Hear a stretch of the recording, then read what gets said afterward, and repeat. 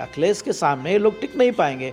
अखिलेश को भी चाहिए इस मामले को अब ज़्यादा तूल पकड़ाने का प्रयास नहीं होना चाहिए। समाज हित में वो तो उत्तर प्रदेश के हित में इसको गंभीरता से नहीं लेना चाहिए।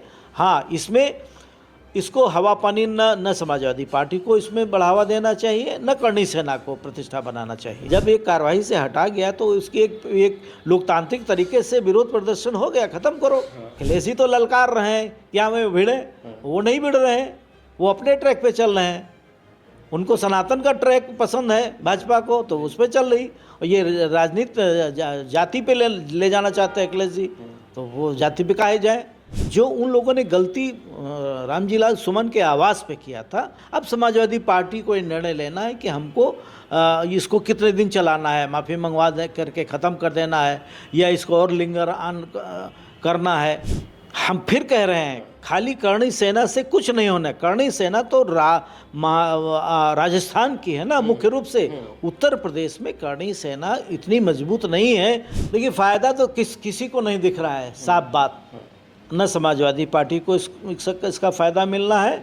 हाँ, करणी सेना का इतना फ़ायदा है कि उत्तर प्रदेश में लोग करणी सेना के चर्चा के क्या एक विषय बना हुआ है बस। तो हम कह रहे हैं कुछ लोग अपनी राजनीति में अपना चमकना चाहते हैं, चाहे वो करणी सेना के लोग हैं या कोई भी हो, नाम नहीं ले सकते हैं उनका किसी का भी, लेकिन ये चंद है ये, क्योंकि ये मुद्दा आम लोगों में नहीं पहुंच पा रहा ना। राणा सांगा विवाद के लगभग 1 महीना हो रहे हैं। 21 मार्च को समाजवादी पार्टी के सांसद रामजीलाल सुमन ने राणा सांगा पर विवादित बयान संसद में दिया था। उसके बाद से लगातार वो विवाद समाजवादी पार्टी और करणी सेना आमने सामने हैं और लगातार बयानबाजी चल रही है, धमकी दी जा रही है। अब सवाल ये है कि इस विवाद को हवा कौन दे रहा है, इसमें फायदा किसका है, नुकसान किसका है? क्योंकि सांसद जी कह रहे हैं कि हम माफ़ी नहीं मांगेंगे, करणी सेना ये कह रहे हैं कि बिना माफ़ी हम नहीं मानेंगे। हमारे साथ बात करने के लिए वरिष्ठ पत्रकार शिवशरण जी हैं। सर, करणी सेना और समाजवादी पार्टी जो आमने सामने है, राणा सांगा विवाद लगभग 1 महीना हो रहा है, कैसे देखते हैं आप इसको अब तक जो चीज़ें रही हैं? देखिए, करणी सेना का जो आंदोलन या गुस्सा रहा महाराणा सांगा के ऊपर जो कमेंट हुए सपा के सांसद के द्वारा, तो वो तो देखिए वो 12 तारीख को जो आगरा में इन लोगों का एक प्रदर्शन हुआ, और उसके बाद करणी सेना सहित जो क्षत्रियों के उत्तर प्रदेश के 17 संगठन हैं। ये इसलिए बताना चाहता हूँ कि लखनऊ में जब इन लोगों ने अभी किया था करणी सेना सहित 10-90 पे जो किया, उसमें 17 संगठन थे। और उन जो क्षत्रियों के 17 संगठन हैं पिछले 2 साल से सारे संगठन एकजुट होकर एक समन्वय समिति बनाया, और वो समन्वय समिति ही निर्णय लेती है क्या करना है। अच्छा, उसमें कुछ नौजवान हैं, ज़्यादा उत्साहित होते हैं तो अपना जाते हैं, कूदने फांदने लगते हैं, लेकिन जो अब करणी सेना कर रही है, ये कुछ लोग होंगे अलग अलग, वो कर रहे होंगे उनका अपना एक एजेंडा होगा। लेकिन जो जानकारी मेरी जो है, तो उसमें प्रदीप सिंह बब्बू जो इसके उत्तर प्रदेश के संयोजक हैं क्षत्रिय समन्वय समिति के, जो जिसमें 17 संगठन शामिल हैं, तो उनका निर्णय जो था यहाँ कि हम 1090 से चलेंगे, प्रदर्शन करेंगे, और हम गांधी प्रतिमा हजरतगंज चौराहे तक आएंगे, और हम अपना विरोध दर्ज करके ये करेंगे लोकतांत्रिक तरीके से। ये निर्णय हुआ था। इसलिए आपको याद होगा कि जो करणी सेना ने आगरा में एक आंदोलन किया, प्रदर्शन किया, तो प्रदर्शन में ये नहीं कि कोई लूट मार किया हो, तोड़फोड़ किया हो। जो उन लोगों ने गलती रामजीलाल सुमन के आवास पे किया था, उसको पूरे क्षत्रिय समाज के हम लोगों ने, बहुत से संगठन लोगों से हमने बात किया, तो ये हुआ कि उन लोगों ने गलती की, ये नहीं करना चाहिए। विरोध करना है तो लोकतांत्रिक तरीके से आपको करना चाहिए, और लोकतांत्रिक तरीके से ही विरोध इन लोगों ने दर्ज कराया है। अभी कोई मूल संगठन की बात जहाँ तक आती है, उसने कोई ऐसा निर्णय नहीं लिया है कि अब आगे क्या करना है। अभी तो इंतज़ार चल रहा है कि भाई अब ये इन लोगों का जो विरोध था, इन लोगों ने विरोध दर्ज कर दिया है, अब समाजवादी पार्टी को ये निर्णय लेना है कि हमको इसको कितने दिन चलाना है, माफ़ी मंगवा दे करके ख़त्म कर देना है, या इसको और लिंगर ऑन करना है। तो ये मामला वैसे ही ठंडा हो जाएगा जो हमको दिख रहा है। जैसे कि जब अयोध्या में समाजवादी पार्टी के अवधेश प्रसाद जी सांसद का चुनाव जीते और उसके बाद जिस प्रकार से समाजवादी पार्टी ने उनको हाईलाइट किया, आगे बढ़ाया, पार्लियामेंट से लेके सड़क तक सब कहीं बाहर, तो वो उनका मामला धीरे धीरे फिर वो भी ठंडा हो गया अपना। फिर वक्फ बोर्ड आ गया, फिर उसके बाद अभी रामजी लाल सुमन आ गए। तो ये सब आना जाना राजनीति का कोई एजेंडा, कोई मुद्दा ज़्यादा दिन तक आप खींच नहीं सकते लेकिन हैं। इसमें आपको लगता नहीं प्रतिष्ठा दांव पे लगी है? करणी सेना कह रही है कि आपको माफी मांगना पड़ेगा, रामजी लाल सुमन कह रहे हैं कि जीत हमारी होगी, माफी हम नहीं मांगेंगे। हम फिर कह रहे हैं खाली करणी सेना से कुछ नहीं होना। करणी सेना तो राजस्थान की है ना मुख्य रूप से। उत्तर प्रदेश में करणी सेना इतनी मजबूत नहीं है जितना बाकी और संगठन है। इसलिए ये करणी सेना के जो लड़के, देखिए उसमें आप देखिए करणी सेना में कोई बुजुर्गों की संख्या आपको चेहरे नहीं दिखाई पड़ेंगे। ये जितने आंदोलन हुए हैं उसमें नहीं दिखाई पड़े हुए होंगे। और शायद मुझे लग रहा है कि सर जो जैसे छत्री की बात होती है, राजपूतों की बात होती है, जिस तरीके की तस्वीरें आगरा से आई थी, कुछ ही लोगों की थी वो, लेकिन उन तस्वीरों में कहा जा सकता है कि वो वाकई में थे छत्री। नहीं, छतरी तो थे। तलवार, बंदूक और गाली देना, ये सब ऐसे नहीं, गाली देना ये नहीं है छतरी में। छतरी में तो चलो हमारा अस्त्र है छतरियों का, अपना एक तलवार का रखते हैं, ठीक है। भले सिख की तरह हमको लाइसेंस छतरियों को नहीं मिला हुआ है, लेकिन हर घर में, छतरी के घर में एक तलवार एक सिंबॉलिक रहती है कि हाँ हम छतरी परिवार के हैं। हम आपको एक चीज़ और पुरानी चीज़ पलट के लाना चाहते हैं कि 2015 में अखिलेश यादव मुख्यमंत्री थे और अरविंद सिंह गोप वो मंत्री थे उनकी मंत्रिमंडल में। और वर्षों से छत्री महासभा द्वारा मांग होती रही कि महाराणा प्रताप की जयंती पर छुट्टी घोषित की जाए। तो इस उत्तर प्रदेश में पहली बार समाजवादी पार्टी की सरकार में, अखिलेश यादव के मुख्यमंत्री कार्य में, उनकी कैबिनेट ने पास किया इस बात को कि महाराणा प्रताप की जयंती पर 9 मई को अवकाश घोषित किया जाए। और घोषित किया और वो चलता आ रहा। बीच में जब योगी सरकार आ गई तो सारे छोटे छोटे महापुरुषों की जयंतियों की छुट्टियां इन लोगों ने काट दिया था योगी सरकार ने, लेकिन फिर धीरे धीरे वो एक एक करके वो छुट्टियां बहाल करते जा रहे हैं।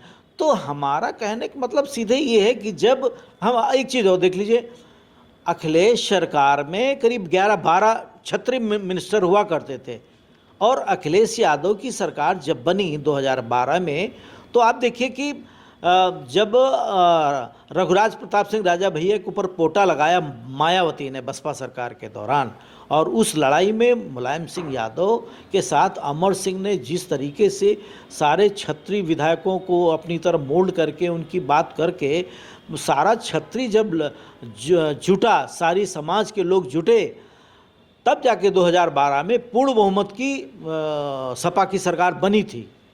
ये विश्वास नहीं हो रहा है कि अखिलेश यादव इसको हवा दे रहे हैं या कौन दे रहा है, या कुछ लोग, चंद लोग अपनी राजनीति सेंकने का प्रयास कर रहे हैं। लेकिन कुल मिला के जो हमको दिखाई पड़ रहा है, ये मुद्दा ज़्यादा दिन चलने वाला नहीं है।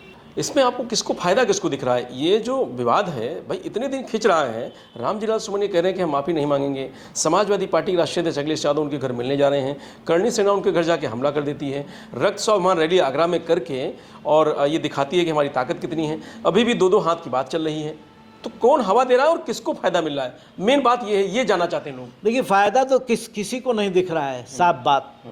न समाजवादी पार्टी को इसका फायदा मिलना है। हाँ, करणी सेना का इतना फायदा है कि उत्तर प्रदेश में लोग करणी सेना के चर्चा के क्या एक विषय बना हुआ है, बस।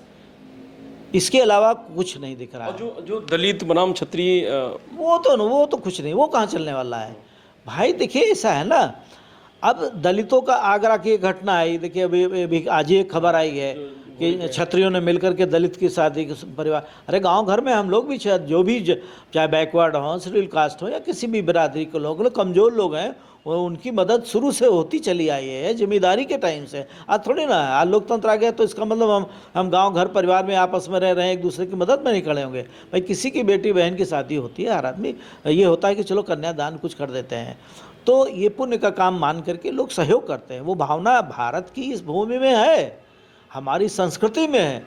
हमारी संस्कृति ऐसे नहीं खत्म हो जाएगी चंद लोगों की वजह से।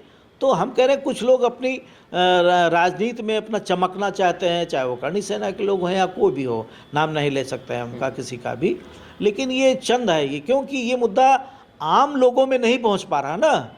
आम लोगों में जिलों जिलों में या जहां बाहुल्य क्षत्रियों का, करणी सेना का हो, वहां पर धरना प्रदर्शन चल रहे हो, वो शुरुआती दौर में आपने देखा होगा जिलों जिलों में हल्का हल्का चला, कम से कम 50 जिलों में प्रदर्शन हुए, लेकिन उसके बाद सब ठंडा हो गया ना।